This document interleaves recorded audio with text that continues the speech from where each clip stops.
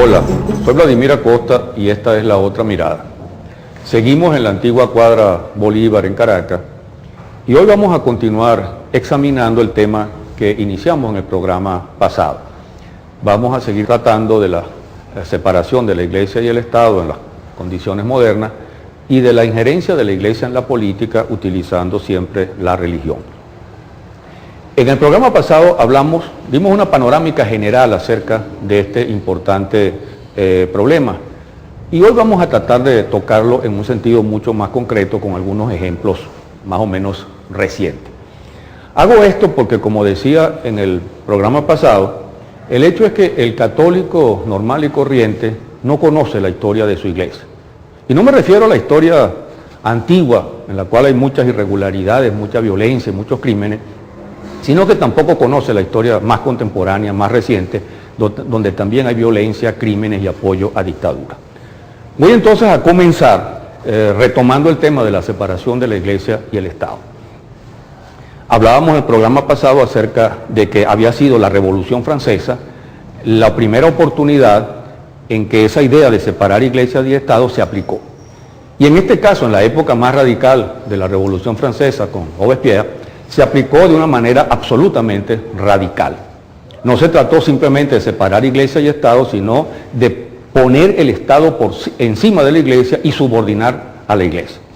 La Revolución Francesa elaboró un calendario laico republicano que no estaba basado en santos ni en fechas religiosas, sino en las estaciones, en el trabajo, en el clima, etcétera, etcétera, y subordinó radicalmente a la Iglesia al Estado. Eso fracasó con la etapa más radical de la Revolución Francesa y lo que ocurrió luego fue que a partir del siglo XIX los herederos, digamos, de la Revolución Francesa, esa burguesía liberal más moderada, trató de aplicar un programa también menos radical. Su programa era un programa más moderado, más conciliador, pero al mismo tiempo con más posibilidades de imponerse. Eso fue lo que se ha llamado históricamente el conjunto de las reformas liberales. Los liberales del siglo XIX intentaron entonces una separación de Iglesia y Estado que en un contexto de mayoría católica y en un contexto donde ellos mismos eran católicos, no podía hacer otra cosa que restringir algunas de las funciones de la Iglesia para que el Estado asumiera estas funciones. Fundamentalmente su proyecto consistía en tres cosas. En primer lugar, aprobar una constitución. Esta constitución podía ser liberal, conservadora, monárquica o republicana, pero lo fundamental es que establecía que el pueblo era la fuente del poder y no Dios. En segundo lugar, establecía una serie de libertades. Esas libertades eran libertad de opinión, libertad de expresión, libertad de pensamiento, libertad de prensa, igualdad entre las distintas religiones, libertad religiosa, libertad de crítica religiosa, educación laica, es decir, todo un programa de transformaciones para que el Estado asumiera como Estado laico incidencia sobre esto o permitiera esas libertades que la Iglesia restringía. Y en tercer lugar, la recuperación para el Estado de algunos campos que la Iglesia había asumido como propios desde mucho tiempo antes. Es decir, se trataba de tener un registro de los niños recién nacidos independiente del bautismo propio de los católicos, un registro civil para los niños recién nacidos, un matrimonio civil que fuera diferente al matrimonio religioso y unas partidas de defunción que fueran también civiles y no partidas religiosas. Es decir, una forma de la natalidad de los niños que nacen, control de los matrimonios y control de las defunciones. Estas cosas, constitución, libertades públicas y registro civil, nos parece hoy absolutamente normal. Pero a la Iglesia del siglo XIX y comienzo del siglo XX eso le parecía monstruoso, eso le parecía realmente demoníaco. La Iglesia defendía fundamentalmente el derecho divino como fuente del poder para poder manipular al pueblo. No es que la burguesía no lo hiciera, pero siempre era más fácil discutir con la burguesía que discutir con Dios o con su representante. Y estas modificaciones significaban entonces que la Iglesia, que se oponía rotundamente a ella, le declarara entonces la guerra al liberalismo, la guerra a la modernidad, la guerra a la democracia, la guerra a todos los cambios que apuntaban en esa dirección. Y en tal sentido la Iglesia aprovechó su poder, su influencia, para tratar de movilizar a sectores populares contra estos cambios democráticos o estos cambios liberales. Y fundamentalmente la Iglesia se apoyó en los sectores más débiles y más atrasados de la población, campesinos, pobres y también en las mujeres. Las mujeres son hoy la vanguardia de la lucha revolucionaria en casi todas partes, pero en la segunda mitad del siglo XIX estaban muy lejos de serlo, eran un sector sin derecho a la alfabetización, atrasado y muy manipulado por la Iglesia y por tanto con mucha influencia religiosa. Pero estas luchas religiosas en cada estado europeo o latinoamericano donde se llevaron a cabo, tenían como cabeza al Vaticano. La cabeza de todo esto era exactamente Roma. Y desde el Vaticano es que se planificaban y desarrollaban esta política. De tal manera que eso nos lleva justamente al Vaticano y al papado. Y nos vamos a encontrar que en esa segunda mitad del siglo XIX hasta comienzo del siglo XX, el papado se reparte históricamente entre 4 papas, particularmente 3 que son los que más me interesan: el Papa Pío IX o Pío IX, el Papa León XIII y el Papa Pío X. Estos 3 personajes van a ser entonces los personajes fundamentales del enfrentamiento de la Iglesia contra el Estado, que quiere imponer una separación limitada entre las funciones de la Iglesia y las funciones del Estado.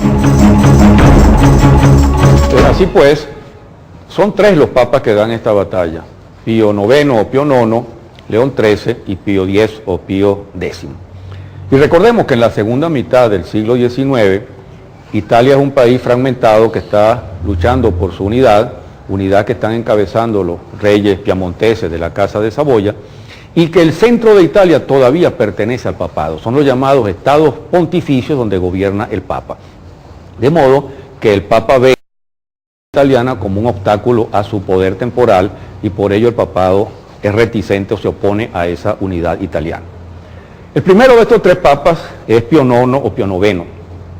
Giovanni Maria Mastai Ferretti era de origen aristocrático, formaba parte de la aristocracia romana y es el papa que ha gobernado la Iglesia por más tiempo, son prácticamente 32 años, entre 1846 y 1878. Cuando el Papa Pío IX llega al poder en 1846, es considerado como un hombre más o menos progresista, hasta simpatizante de cierto liberalismo. Pero eso se pone a prueba en la Revolución de 1848. Ese año estalla la revolución en toda Europa y por supuesto la revolución llega a Italia. El Papa trata de conciliar con el sector más moderado de los republicanos, pero quienes terminan dominando el proceso son justamente los republicanos más radicales. Allí el Papa decide entonces huir de Roma, se escapa, se va a Gaeta y al reino de Nápoles y regresa poco después apoyado por las monarquías reaccionarias que han derrotado la revolución de 1848, apoyado por Francia, apoyado por Austria sobre todo y apoyado también por España, donde ni siquiera ha habido revolución. A partir de allí, su papado es un papado profundamente reaccionario, cuyo objetivo central es oponerse a la unidad italiana, oponerse al liberalismo, oponerse a toda forma de democracia. Pero al mismo tiempo, Pío IX intenta, y lo logra, fortalecer el poder papal. Fortalecer el poder papal significa darle mucho mayor peso a su persona como papa y a la autocracia papal que él representa. Y lo va a lograr haciendo aprobar 2 dogmas que son dogmas religiosos, por supuesto, pero que tienen un claro contenido político. En 1854 va a ser aprobar el dogma de la Inmaculada Concepción de la Virgen María, que más allá de ser un dogma religioso, era un tema delicado, problemático, que tenía mucha resistencia en la Iglesia. Muchos papas habían temido aprobarlo, y él, como una prueba de fuerza personal, lo logra y lo impone ese año de 1854. Y en 1870 el Papa convoca al primer Concilio Vaticano I en Roma, con la finalidad de hacer aprobar la infalibilidad papal. El Papa se convierte a partir de entonces en alguien infalible porque expresa la voluntad de Dios, algo que ningún otro Papa tampoco se había atrevido a hacer. Se trata, por supuesto, de la infalibilidad papal ex cátedra, es decir, cuando el Papa habla de dogma sentado en la supuesta silla de Pedro. Pero para un católico corriente esa distinción es demasiado sutil y se trata justamente de que cada vez que habla el Papa está expresando la opinión de Dios y por tanto es infalible. Ahora, lo más importante, lo que más interesa del Papa Pío IX es su posición clara frente a la democracia, frente al liberalismo, frente a la separación de la Iglesia y del Estado, que se expresa en un documento, una encíclica que el Papa promulga en 1864, que se llama Quanta Cura, es decir, cuánta preocupación, y que contiene, que es una declaración de principios contra el liberalismo y contra la democracia, pero que contiene anexo un documento llamado el Syllabus, o Syllabus Errorum, que es una lista de 80 proposiciones que la Iglesia condena de manera absoluta y rotunda. Yo tengo aquí el sílabo y voy a resumirle rápidamente. Las principales son: el Papa condena todo lo que ponga en peligro la fe cristiana, toda forma de racionalismo, obliga a la inteligencia a someterse a la fe, al magisterio de la Iglesia. El Papa condena hablar de incompatibilidad entre la fe y la razón, porque la razón debe someterse a la fe. Condena todo intento de separar Iglesia y Estado, que deben estar unidos como alma y cuerpo, siendo la Iglesia el alma y el Estado el cuerpo, y por supuesto el alma dominando al cuerpo. Los derechos de la Iglesia son de origen divino, son anteriores, superiores a los del Estado y son independientes de él. El Papa señala que la religión católica tiene que ser la religión del Estado y condena, por tanto, la libertad de cultos, la libertad de pensamiento, la libertad de imprenta, la libertad de conciencia. Y llega hasta decir que la Iglesia Católica y el Papa no pueden conciliarse con el progreso, ni con la cultura moderna, ni con el liberalismo, al que considera enemigo principal. A los católicos se les prohíbe ser liberales o votar por los liberales. Y hasta es mejor que no voten, porque la Iglesia condena la democracia como una institución perversa. Esto es una verdadera joya documental. Al Papa Pío IX, que muere en 1878, le sucede Joaquino Pecci, que se hace llamar León XIII. Después de Pío IX, cualquier papa podía pasar por moderado, por tolerante, y en efecto León XIII es un papa bastante conciliador, de un estilo bastante diferente, pero en el fondo defiende los mismos intereses y las mismas posiciones. El Papa León XIII es conocido, recordado sobre todo por una famosa encíclica de 1891 que es De Rerum Novarum. Allí el Papa, que se ha venido dando cuenta de que la propuesta de que los cristianos no voten, no participen en la política, es una propuesta contraproducente, porque está generando que la mayor parte de los católicos, sobre todo los trabajadores, se inclinen hacia las fuerzas más bien revolucionarias.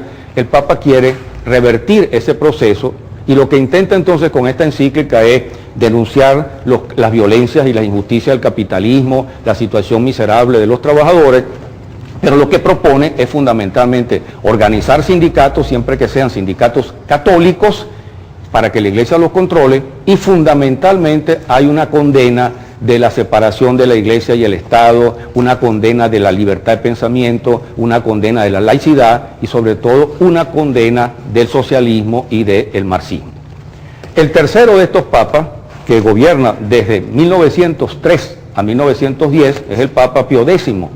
El Papa Pío X, Giuseppe Sarto, había sido patriarca de Venecia y resultó papa prácticamente por una suerte carambola, porque el emperador de Austria vetó al candidato Rampalo, que era el que tenía más apoyo. Fue un papa realmente humilde, sencillo, de mucha calidad humana, pero un hombre profundamente reaccionario, hasta demasiado reaccionario para un papa. Y su política fue exactamente la misma, incluso acentuada en muchas cosas.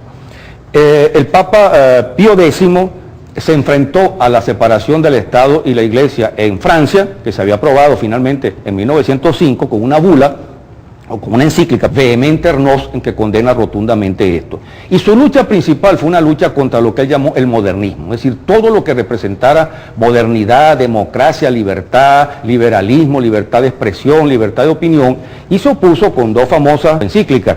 La encíclica Pascendi Dominici Gregis, o sea, apacentando las ovejas del Señor, de 1907, y Sacrorum Antistitum, en la cual establece que la filosofía de la Iglesia es la escolástica medieval, es decir, el pensamiento de Santo Tomás de Aquino. Estos fueron los tres papas que encarnaron esa lucha virulenta contra todo lo que representara libertad, representara democracia y representara liberalismo y constitucionalismo en el siglo XIX y comienzo del siglo XX.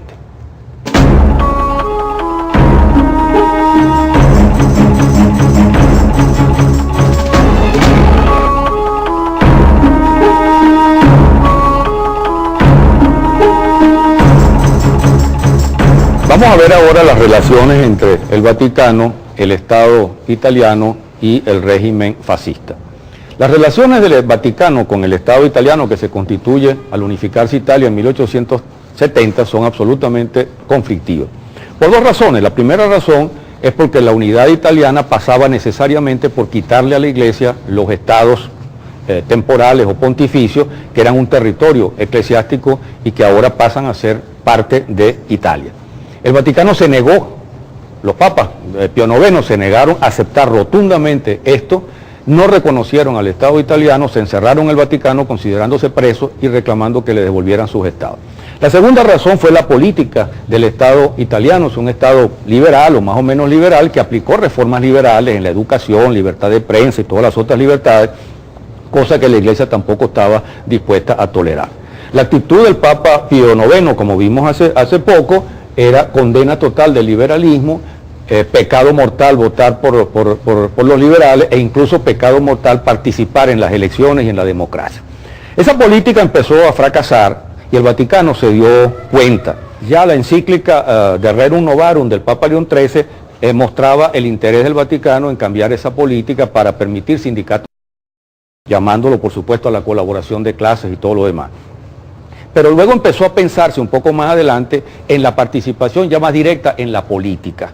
Se empezó a pensar hacia comienzos del siglo XX en lo que luego fue la democracia cristiana, cuyos promotores fueron Rómulo Morri y Luigi Sturzo.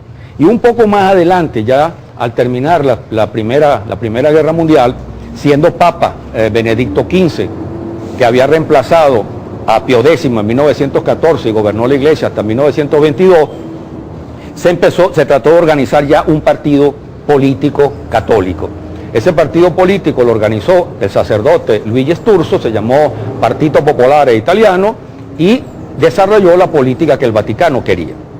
Pero estamos en 1919, ha terminado la Primera Guerra, ha triunfado el comunismo en Rusia, en los países europeos y concretamente en Italia crece en los movimientos revolucionarios, socialistas y comunistas, y empieza a aparecer el fascismo, que va a ser presentado por Mussolini, su líder, como un muro de contención contra el crecimiento de las izquierdas. Y entonces el papado empieza a darse cuenta de que el Partito Popolare no es suficiente, porque este es un partido que mantiene una política más o menos progresista y que se ha ido separando un poco del Vaticano. El Vaticano empieza a pensar entonces que la salida está en el fascismo, que es el que puede contener el avance socialista y el avance comunista. Y en 1922 ocurren dos hechos importantes. Uno es que Mussolini, con la payasesca marcha sobre Roma, logra conquistar el poder. Y el otro es que muere el Papa Benedicto XV, que es un papa más o menos tolerante, indeciso, y lo reemplaza un cardenal, Achille Ratti, que se hace llamar Pío XI y que es claro simpatizante de Mussolini y del fascismo. Y allí entonces empieza el Vaticano a hacer una política distinta. La política del Vaticano es acercarse al fascismo italiano, llegar a acuerdos con el fascismo italiano y empezar a sacudirse el Partido Popular. Y eso se va a manifestar en declaraciones del cardenal Pietri, que es el secretario de Estado del Vaticano, favorables a Mussolini. En 1923 se le prohíbe al clero católico participar en ese partido popular y finalmente presionan a Sturzo, que se ve obligado a renunciar en 1923. Año en que, por qué casualidad, Mussolini aprueba 1.500 millones de liras para salvar un banco quebrado, el Banco de Roma, donde el Vaticano tenía su fondo. El Vaticano empieza entonces ya a acercarse a Mussolini, a colaborar con Mussolini, a silenciar los crímenes del fascismo. El caso de Giacomo Matteotti, asesinado en 1924, es típico, el Vaticano guarda silencio. También ocurre el asesinato de un sacerdote, el padre Minzoni, el Vaticano guarda silencio, porque el Vaticano lo que está pensando es reemplazar al Partido Popular por una alianza con el fascismo. El Partido Popular termina prácticamente fracasando, se disuelve y el Vaticano lo hace reemplazar por una acción católica absolutamente inocua que dice que no es política y que de hecho lo que es cómplice del fascismo. Y el Vaticano está pensando en grande, el Vaticano lo que está pensando es llegar a un acuerdo con el fascismo para resolver el problema de su espacio temporal perdido con la República y de buscar un concordato, que se apruebe un concordato con el fascismo. Eso se va a empezar a promover desde 1926. Hay declaraciones de Gasparri, hay declaraciones de Merry del Val, antiguo secretario de Estado, muy favorables a Mussolini. El Papa Pío XI declara en un momento allí que Mussolini es el hombre enviado por la providencia, y finalmente lo que se va creando entonces son las condiciones para desarrollar una discusión que va a durar 3 años acerca de la situación temporal del papado y acerca del concordato. En 1929, en febrero, se aprueba finalmente el concordato, que lo firman el cardenal Gasparri por el Papa y Mussolini por el rey de Italia, Vittorio Emanuele III. Ese acuerdo, que se llama Tratado de Letrán, abarca 3 cosas. La primera de ellas es una enorme compensación en dinero que recibe el Vaticano por haber perdido sus estados. El Estado le paga, pues. Un segundo elemento es la creación del Estado Vaticano. Se crea el Estado Vaticano, y ese Estado Vaticano significa que la Iglesia tiene soberanía absoluta sobre ese territorio, y entonces el Estado Vaticano es una creación del fascismo italiano, de Mussolini, en colaboración con el Papa Pío XI. Y lo tercero es que se firma finalmente un concordato que le va a permitir a la Iglesia Católica recuperar la mayor parte del terreno perdido en 1870. Rápidamente, los elementos fundamentales de estos concordatos son los siguientes. Se termina la separación entre la Iglesia y el Estado. El catolicismo es declarado religión de Estado y única religión. La educación religiosa se declara obligatoria. Los maestros y los libros de enseñanza tienen que ser aprobados por la Iglesia. El matrimonio religioso se hace obligatorio y se prohíbe el divorcio. Hay subsidio estatal para la Iglesia y para las órdenes religiosas. Se prohíben los libros y películas contra la Iglesia y se convierte en delito cualquier crítica contra la Iglesia. Es decir, prácticamente encontramos aquí un auténtico regreso a la Edad Media, producto de esta colaboración entre el fascismo y la Iglesia Católica. A partir de entonces, el Vaticano y el fascismo marchan prácticamente unidos. Tienen problemas, sí, porque son 2 totalitarismos que tratan de controlar plenamente la juventud, pero hay algo que los une por encima de eso, que es el odio al comunismo, y eso los mantiene unidos. En las escuelas italianas se solía recitar una cosa como esta: dando gracias a Dios y al Duce. Duce, te agradezco por ayudarme a crecer sano y fuerte. Dios, protege al Duce en bien de la Italia fascista. Y el cardenal Gasparri decía en 1932 que Mussolini hacía marchar a Italia de acuerdo con las leyes morales de Dios. En 1935 se produce un hecho muy importante. El fascismo decide desencadenar una guerra colonial y racista contra Etiopía, llamada entonces Abisinia, un país pobre, digno, soberano y además cristiano, que por cierto había resistido la colonización italiana derrotando a los italianos en Adwa en 1896. La guerra es brutal. Los etíopes son pobres pero resisten también, pelean, y el jefe de las tropas fascistas, el mariscal Badoglio, utiliza la aviación para bombardearlo y les arroja gas mostaza. Hay rechazo prácticamente contra esto, pero es inútil. El emperador de Etiopía, Haile Selassie, va a la Sociedad de Naciones, pero allí nadie le hace mucho caso y termina exiliado. La propaganda fascista contra los etíopes es de un racismo verdaderamente repugnante, y aquí vemos un afiche donde se llama a matar a los etíopes como se mata a insectos negros. Pero la Iglesia Católica apoya este crimen. El obispo de Nápoles sacó la Madonna para apoyar al fascismo. El obispo de San Miniato pidió a la gente que entregara su oro, incluso el oro de la iglesia, para apoyar a las tropas. Y el cardenal Schuster, un fascista verdaderamente declarado, arzobispo de Milán, dijo que se trataba de una cruzada y que Italia estaba llevando en triunfo la cruz de Cristo a Etiopía para liberar a los esclavos, tremendo disparate, y abrir camino a la propaganda misionera en un país que ya era cristiano. Otro hecho importante se produce en 1939, a comienzos del año muere el Papa Pío XI, gran amigo de Mussolini, y lo reemplaza el cardenal Eugenio Pacelli, que ha sido por años nuncio en Alemania y ha sido el que ha manejado la política exterior del Vaticano en los últimos 10 años. Pacelli se hace llamar entonces Pío XII y continúa prácticamente la misma política de amistad con Mussolini y con los fascistas. Pacelli había sido amigo de los nazis en sus años de nunciatura en Alemania. Pacelli trata a partir de fines de año, cuando estalla la Segunda Guerra Mundial, en septiembre de 1939, de presionar al fascismo para que Italia se mantenga fuera de la guerra.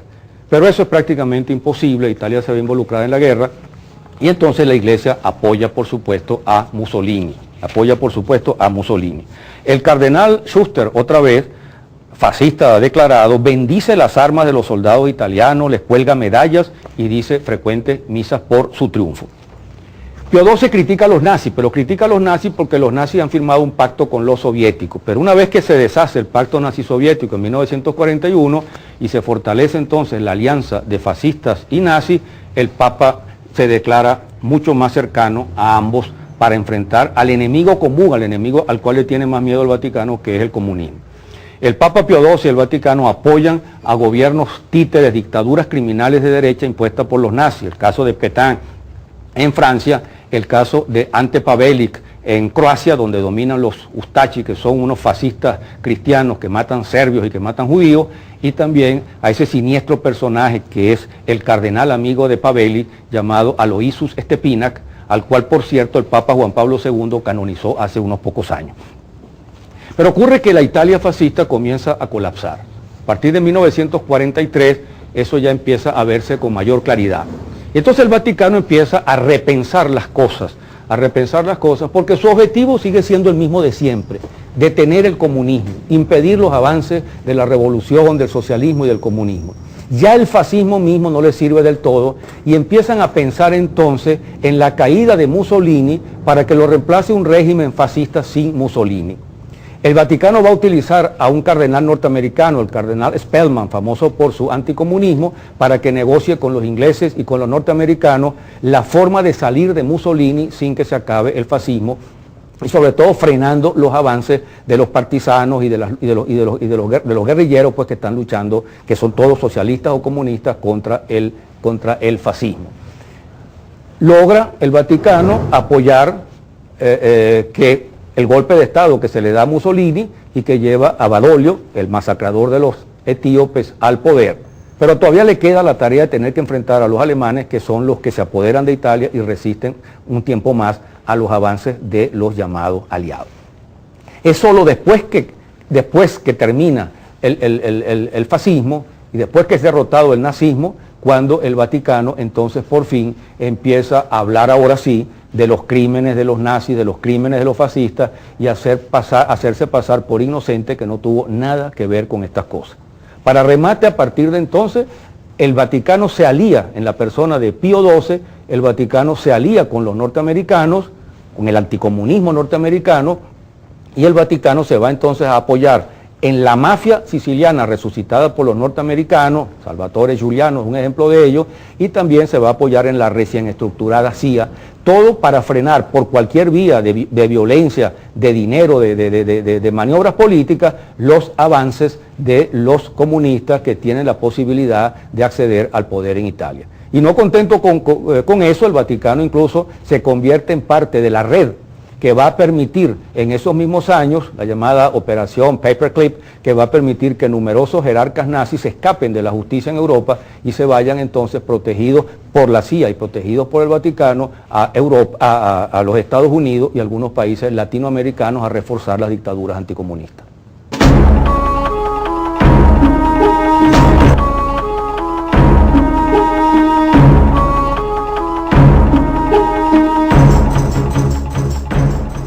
Bien, ahora para terminar, vamos a echarle otra mirada a las relaciones del Vaticano con Alemania, desde Bismarck hasta Hitler. Al Vaticano le pareció algo inaceptable que la unidad alemana, que se realiza en 1871 bajo la dirección de Bismarck, se hiciera en torno a Prusia, que era protestante, y no en torno a Austria, que era católica. Un tercio de la población alemana, más o menos, era católica. Eso va a significar un enfrentamiento entre el Vaticano, encabezado por el Papa Pío IX, y Bismarck. Enfrentamiento que se va a llamar en Alemania Kulturkampf, o sea, la lucha o batalla cultural. Uno de los ejes de esa lucha va a ser el partido católico, el primer partido católico organizado por el Vaticano, que se hace no en Italia, sino en Alemania, y que lo dirige Dinthorst. ese partido católico que se llama Partido de Centro o Centrum va a ser el eje de esa lucha. Bismarck va a oponerle justamente las leyes de un ministro de culto, Falk, que van a ser una serie de leyes, digamos, más que liberales, porque Bismarck es cualquier cosa menos liberal, unas leyes anticlericales, es decir, que van a tratar de poner a la iglesia en su sitio, van a quitarle los subsidios, van a declarar la educación laica, el matrimonio laico y toda una serie de libertades que afectaban el poder de la iglesia. Esto va a ser la guerra, realmente va a ser la guerra. La iglesia condena a Bismarck, Bismarck expulsa a los jesuitas, el Papa no puede excomulgar a Bismarck porque es protestante y no católico, pero entonces dice que Dios se va a vengar de él. Un joven alemán intenta matar a Bismarck, Bismarck entonces reacciona expulsando a las congregaciones religiosas, el Vaticano prácticamente le dice a los sacerdotes católicos que desobedezcan a Bismarck y finalmente esto va a ser una situación tensa que va a llevar a la ruptura de relaciones entre ambos. Ese conflicto, cuyo eje, repito, va a ser el partido de centro, el partido católico, se va a atenuar a partir de 1878, el energúmeno que es el Papa Pío IX muere, lo sucede León XIII, que es un hombre conciliador, y finalmente van a empezar a tenderse puentes entre ambos, de modo que Bismarck, que necesita justamente al partido de centro, que es un partido grande y poderoso, para enfrentar a su enemigo, que son los socialdemócratas, y León XIII, que es un hombre tolerante, llegan a acuerdo, las leyes se atenúan o no se aplican y finalmente se logra una convivencia entre ambos. El partido de centro, por cierto, es un partido importante en Alemania y va a alcanzar una importancia cada vez mayor en las décadas siguientes. El partido es un partido que tiene sectores populares, pero está dirigido por la derecha católica bien reaccionaria, y eso lo lleva en esas décadas siguientes a acercarse a los gobiernos alemanes, incluso después de Bismarck, lo lleva a aceptar el militarismo alemán y a defenderlo, y en la guerra a apoyar a Alemania en esa guerra imperialista, e incluso a aceptar que Ludendorff, que es el jefe militar en esa guerra, ejerza su hegemonía sobre los propios cancilleres de Alemania. Al terminar la guerra mundial, 1918, Alemania pasa entonces de ser un imperio, una monarquía, a ser un gobierno republicano, es la República Burguesa de Weimar. Y el partido de Centrum se maquilla un poco. Su nuevo líder, llamado Matthias Erzberger, es un hombre más o menos progresista de izquierda, que por cierto es asesinado en 1921, y ese acercamiento hacia la izquierda fracasa porque el nuevo líder del partido, que se llama Wilhelm Marx, es un católico profundamente reaccionario. Hay un viraje claro hacia la derecha, y ese viraje claro hacia la derecha tiene que ver fundamentalmente con que la República de Weimar vuelve a poner en práctica esas leyes laicas que Bismarck había dejado a medio camino, entre ellas las que tienen que ver con la educación, que para la Iglesia controlar la niñez y la juventud es algo fundamental. La Iglesia del Vaticano logra entonces que el partido se oriente hacia la derecha, que se alíe con un partido de extrema derecha, el Partido Nacional o Nacionalista Alemán, y finalmente ese partido termina aceptando políticas todas bastante conservadoras y derechistas. A fines de los años 20, 1928, siendo presidente de Alemania Hindenburg, el canciller o primer ministro alemán va a ser Hermann Müller. Hermann Müller es desplazado en el año de 1928 por Heinrich Brüning. Y Brüning es un dirigente del partido de centro, del partido Centrum, del partido católico. Le toca justamente el año en que comienza la crisis mundial, la crisis económica, y lo van a llamar el canciller del hambre porque Brüning se va a dedicar a hacer que quienes paguen la crisis sean los trabajadores. Cuando finalmente decide adoptar algunas medidas que afectan a los sectores ricos, Hindenburg y los grupos poderosos lo despiden. Pero luego viene una secuencia de cancilleres que son católicos.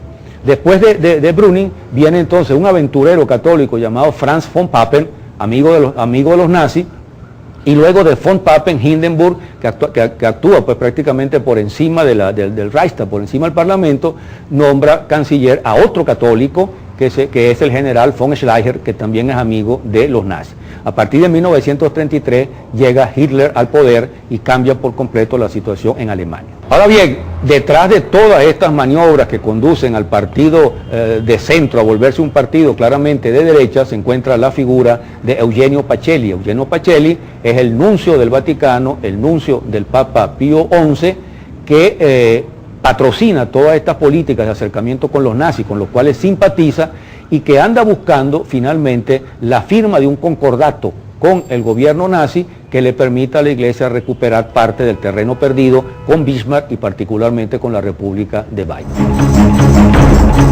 Ludwig Kaas, el líder del partido Centrum, del partido católico, y von Papen acuden a Roma para tratar de firmar el concordato. Aquí la Iglesia, el Vaticano aplica la misma política que aplicó en Italia: pactar con los nazis sacrificando el partido católico porque ya no le resulta beneficioso. En realidad, a partir de ese momento, la Iglesia Católica, el Vaticano apoya a Hitler, el Papa Pío XI le da instrucción a los obispos alemanes de que apoyen a Hitler en las próximas elecciones que van a darse en 1933, que se dan en un clima de violencia del nazismo contra socialistas y contra comunistas, y Hitler gana las elecciones. El voto católico no es decisivo, pero tuvo importancia allí, y el Vaticano silencia los crímenes de Hitler, no dice nada frente a esos crímenes. Total, los crímenes de Hitler se ejercen contra socialistas, contra comunistas y contra judíos, que el Vaticano considera también sus enemigos. El hecho es que de allí se disuelve el Partido Católico entonces, el Partido Centrum, queda disuelto, y el Vaticano lo reemplaza por una Acción Católica. Acción Católica, que es un partido absolutamente que se define pues como apolítico, que no va a tener no va a tomar ninguna posición política comprometedora. Y en ese momento entonces se firma en Roma el concordato entre la Iglesia Católica y el gobierno nazi. Lo firma por el Vaticano el cardenal Eugenio Pacelli, que ha sido nuncio en Alemania y que va a ser pronto el Papa Pío XII. Además ha sido el promotor de ese acuerdo. De regreso en Alemania, Kaas declara a favor de Hitler. Hay una declaración suya diciendo que Hitler sabe cómo conducir la nave del Estado. El cardenal Faulhaber, que también va a ser gran simpatizante de los nazis, aparece declarando algo parecido. Faulhaber es el arzobispo de Múnich. El concordato termina confinando a la Iglesia a una actitud pasiva, a una actitud de no participación directa en la política, a cambio de que precisamente el concordato le permite recuperar espacio en la educación, en el nombramiento de los obispos, en buena parte del territorio perdido. El cardenal Bertram, otro de los cardenales alemanes, también apoya en varias declaraciones a Hitler. La actitud del Vaticano fue la de guardar silencio con relación, repito, a los crímenes de Hitler. Y es cierto que hubo una encíclica en 1937, la encíclica Mit brennender Sorge, que significa con altísima preocupación en alemán, que hacía críticas al nazismo, pero finalmente los conflictos eran conflictos menores y tenían que ver sobre todo con la educación, terreno en que los totalitarismos, el religioso y el nazi o fascista tenían que enfrentarse. Pero igual que en Italia los unía la lucha común contra el comunismo, que era el enemigo principal. Hitler sigue su plan de dominio europeo y finalmente en 1939 va a declararse la Segunda Guerra Mundial. Unos meses antes, como decía hace poco, el Papa Pío XI ha muerto y lo ha reemplazado Pacelli como Papa Pío XII. Al producirse el comienzo de la Segunda Guerra Mundial, la invasión de Polonia, después la invasión de Bélgica, la invasión de Francia, el Papa Pío XII llama a la paz. Llama a la paz porque eso es una norma usual, una declaración normal del Vaticano, pero también porque estos países son católicos, son países cristianos y el Papa se siente obligado a defenderlo. Pero de todas maneras, criticando excesos nazis, sigue manteniendo la alianza con Hitler, la alianza con los nazis, esa alianza anticomunista. Repito, el Papa le critica a los nazis haber firmado un pacto con la Unión Soviética. Pero mientras tanto, los obispos alemanes oraban por Alemania y por el gobierno nazi. Y a partir de aquí lo que va a incidir son, con matices y con vaivenes, una política bien oportunista por parte del Vaticano, que es que mientras Hitler va ganando la guerra, no importa el tamaño de los crímenes cometidos por Hitler, el Vaticano mantiene su apoyo a Hitler. el Vaticano mantiene su apoyo a los gobiernos totalitarios de derecha que Hitler ha ido estructurando, el gobierno de Petain, el gobierno de Ante Pavelic, y lo importante es que está enfrentando con éxito al comunismo. Tan es así que en enero de 1941 los obispos alemanes, todos, emitieron una pastoral en la que apoyaban a las armas alemanas como garantes de la paz y reclamaban más espacio para la Iglesia Católica en ese gran Reich que dominaría el mundo al terminar la guerra. Por cierto, el nuncio del Vaticano, el nuncio Orsénigo, es un personaje clave también en este apoyo a los nazis. Orsénigo mantiene una estrecha relación con los nazis, como podemos ver en las imágenes que les estoy mostrando, visita soldados heridos, saluda y bendice las tropas nazis, es gran amigo de Goebbels y también es amigo y admirador de Hitler. Ahora bien, cuando a partir del año 1943 el viento empieza a cambiar y empieza a ser perceptible que Hitler ya no va a ganar la guerra, sino que la está perdiendo, entonces el Vaticano, asumiendo con Pío XII el mismo tono centrista, neutro, equilibrado de siempre, el mismo tono hipócrita de generalidades que no comprometen a nada y de una mesura y cuidado en el lenguaje, empieza a ponerse del lado de los aliados. Empieza entonces a hacer críticas más claras al gobierno de Hitler, y no solo críticas al gobierno de Hitler, sino a negociar también, como en el caso de Italia con Mussolini, algún tipo de acuerdo que permita salir de Hitler, que se ha convertido ya en un problema, para garantizar que no se produzca un cambio profundo en Alemania, un cambio que fortalezca a las luchas populares, a las luchas revolucionarias, sobre todo por los avances soviéticos que representan para el Vaticano una terrible amenaza. El Vaticano juega a la sustitución de Hitler e incluso tuvo conocimiento de la conspiración para matar a Hitler, pero cuando von Stauffen fracasa en la conspiración, el obispo, el cardenal Faulhaber, el arzobispo de Múnich, que aparece en algunos textos cristianos católicos ulteriores como héroe de la resistencia y conciencia alemana, el cardenal Faulhaber felicitó a Hitler por haber salido ileso del atentado. El hecho es entonces que el Vaticano, solo después que Hitler termina de perder el poder, de que muere Hitler y se acaba el Tercer Reich, es cuando el Vaticano entonces parece que adquiere conciencia de que el nazismo ha cometido numerosos crímenes, y esos crímenes entonces sí son denunciados por el Vaticano después que ha apoyado o silenciado muchos de ellos a lo largo de varias décadas.